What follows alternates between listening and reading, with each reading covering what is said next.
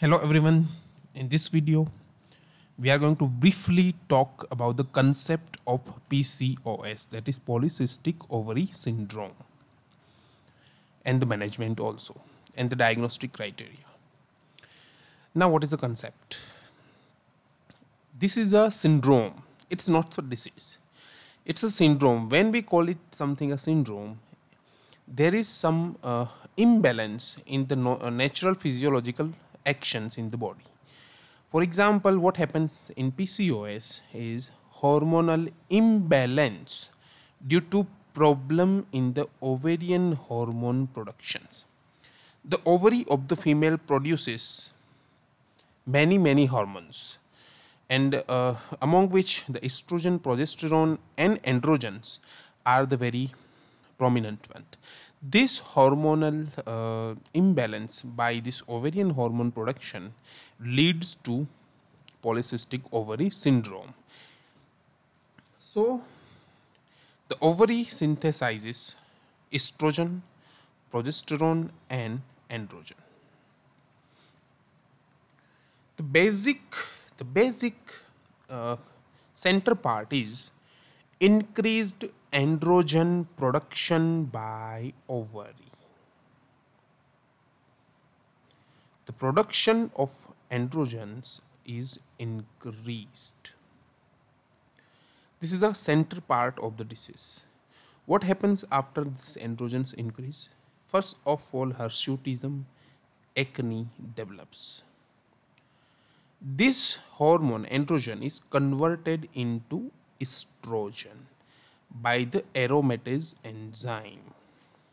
This estrogen will give negative feedback to the pituitary, and the secretion or synthesis or production of FSH will be decreased. Okay, but this estrogen, a continuously raised estrogen, will provide positive feedback for LH. So basically FSH is decreased, LH is increased. So the ratio of LH and FSH is more than 2:1. This is the hormonal imbalance. And because of this thing, follicular atresia happens. What is follicular atresia? In the ovary, every month some amount of follicles recruited, and one of these follicle becomes a dominant follicle at the end of the 14 or 15 days of the follicular phase. But with this levels of LH high and FSH down, no selection of dominant follicle happens, because the selection of dominant follicle is already dependent on FSH. So the FSH is down, that's why all the follicles will be somehow some amount of volume, and no dominant follicle will be developed.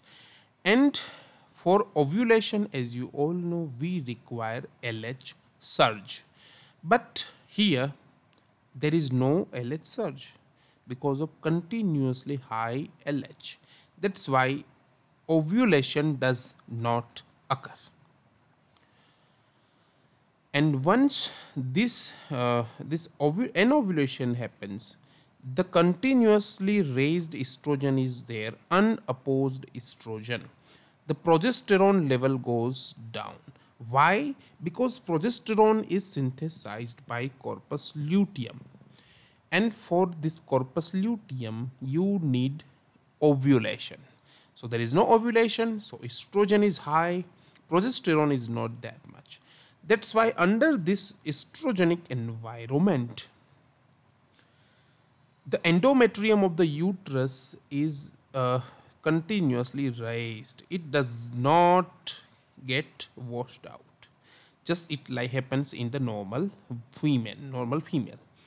So there is a secondary amenorrhea or oligomenorrhea happens. Multiple small follicles are there, and no single No single follicle develops or dominates. That's why we see a ovary with many small follicles, and this makes the necklace pattern. Okay, now because of high estrogen and androgens, there is an altered liver profile. The amount of LDH increases and amount of HDL decreases. There is a insulin resistance always there in the PCO patients. Now, what is the diagnostic criteria for PCOS? It's called Rotterdam criteria. You have to concentrate here because we are provided 3 criteria, and to diagnose PCOS we need 2 of them. So the first criteria is oligomenorrhea or amenorrhea, which is displaying the ovulation dysfunction. The second thing is evidence of hyperandrogenism. It may be clinical like acne or hirsutism, or it may be biochemical with increased serum testosterone. So there is evidence of hyperandrogenism. The third criteria is a ultrasound criteria, polycystic appearance on USG, and how we define more than 12 follicles of 2 to 9 mm size and more than 10 ml of ovarian volume. So these are the 3 criteria. For diagnosing the PCOS, we just need 2 of them. Now, with this basics, let's talk about the management.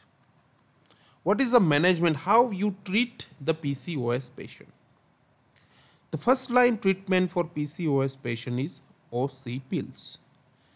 Okay, so in which we use estrogen and progesterone cyclically. So the progesterone in this OC pills should be 3rd generation, because the progesterones of the 1st and 2nd generations are having androgenic side effects. So we here do not want the androgenic side effects. So we use 3rd generation progesterone. This will be devoid of any androgenic properties. It will regularize the menses and decrease the level of androgens, and this will correct the acne, the hirsutism, the oligomenorrhea, the amenorrhea, everything. But the OC pills, with the OC pills, what we are not getting treated is infertility. So infertility is not getting treatment by OC pills. Metformin is another wonder drug in PCOS because it decreases the insulin resistance, and that's why also decreasing the androgen levels. So metformin is used for patients seeking pregnancy. Anti-androgenic agents are also in help for androgenic side effects. There is one surgical procedure also available for PCOS, in which we do laparoscopic drilling of different of this PCOS ovary. So what happens is the ovary loses its volume along with the cells which produces the androgens. So it can also help in the syndrome. So this is the very basic for PCOS, and so thank you.